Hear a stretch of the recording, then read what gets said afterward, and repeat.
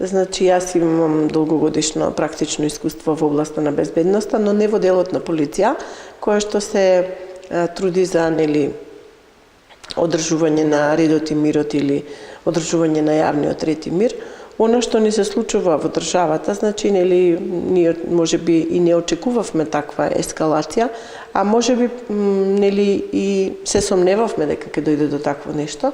но полицијата си ги следи постојано, значи, посебно еви нашиот докторант што го промовиравме сега, он е за кризен менеджмент, значи, они постојано и тоа им е нивна професионална обврска да ги следат состојбите и да изнаоѓаат најсоодветни начини за да не ескалираат состојбите,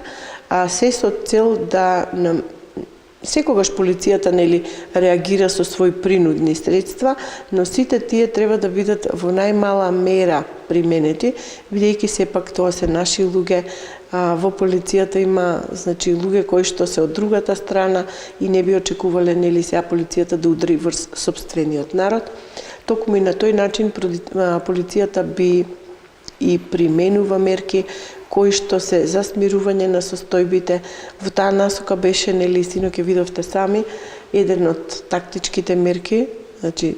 снема струја во собранието, се со цел да бидат излечени сите лица надвор, а на најбезбеден начин. Значи, они си имаат план за тоа, план на некој начин за евакуација на сите лица, бидејќи тука беа и пратениците, кои што, на некој начин, ајде да кажеме, можеби беа цел на напад, бидејќи видовме инциденти, но и на толпата народ, бидејќи кога ќе народот се собере, не можеме да играме на картата да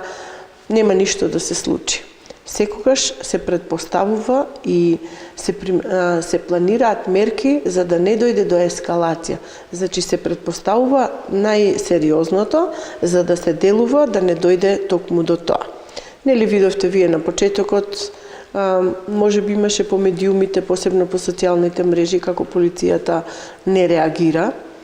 Па полицијата не реагираше бидејќи па и народот се шеташе, онака влегуваше и излегуваше од собрание, но полицијата, и видовте сами кога влезе полицискиот кордон, токму во оној момент кога требаше да ги извлече пратениците и на некој начин да ги извлече сите лица од